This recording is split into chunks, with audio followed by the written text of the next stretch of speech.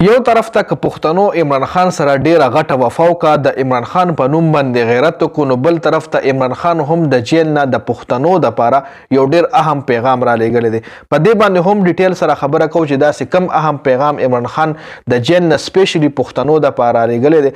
بل عمران خان یو اهم پیغام جاری کړی دی چې دا پیره به الیکشن کې په پوسټرو باندې کم ټکې لیکلی کیږي یا زموږ چې کومه ناره د الیکشن دپاره هغه به څه وي نو په هغې باندې هم ډیټیل سره خبره کوو. نو ویډیو خپله هم مکمل وګورئ او مخکې ملګرو سره ضرور شریکئ. تاسو له دې معلومه وي چې په عمران خان باندې 9 مۍ واقعیت نه پس د عمران خان په پارټۍ باندې څومره هم هلې ځلې راغلي دي نو هغې کې زیات سات چې کوم دی عمران خان سره د پښتنو دی. جي غټ مثال چې کوم دی مراد سید شو یا نور هم څومره پښتانه د عمران خان د پارټۍ دي نو هغې د عمران خان په نوم باندې ډېر غټ غیرت کړی دی.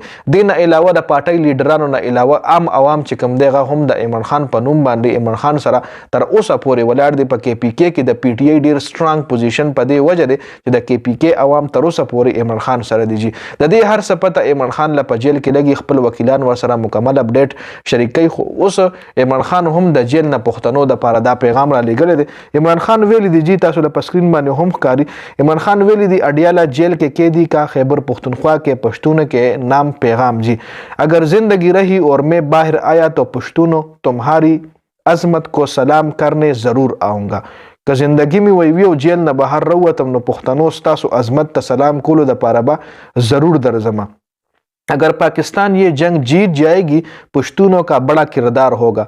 دا کم جنگ چې وایي زه کوم د ازادۍ نو دا که چېرې پاکستان ګټي نو دې کې به د پښتون یو ډېر اهم کردار وي. او زه ټولو پښتنو وروڼو ته وایم چې د خوف کې شکنجې توڑ دو هم اس جنگ کې آخري مراحل میں ہے.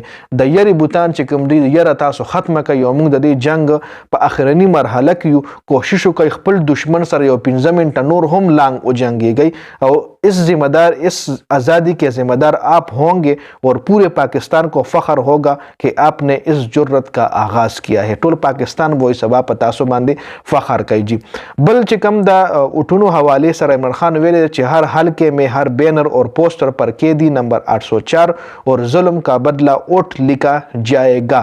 جیل سے عمران خان کے نام پیغام. جی دا چې کوم پوسټر دی په فلیکسونه دی یا څومره هم د پی ټی آی فلیکسونه تیاریږي یا پوسټر تیاریږي نو په هغې باندې به قیدی نمبر 804 لیکل کیږي اور ظلم کا بدلہ اوټ چې کوم دی په دغه پوسټرو او فلیکسونو او په دغه بینرو باندې به لیکل کیږي. جی دا د عمران خان پیغام دی جیل نه چې دا شیر افضل مروت د پښتون په نوم چې کوم دا پیغام راغلی دا شیر افضل مروت خپل آفیشل اکاونټ نه دا پیغام جاری کړی دی د پښتنو دپاره چې عمران خان څه پیغام لري. ځکه پښتانه عمران خان سره تر اوسه پورې کلک ولاړ دي.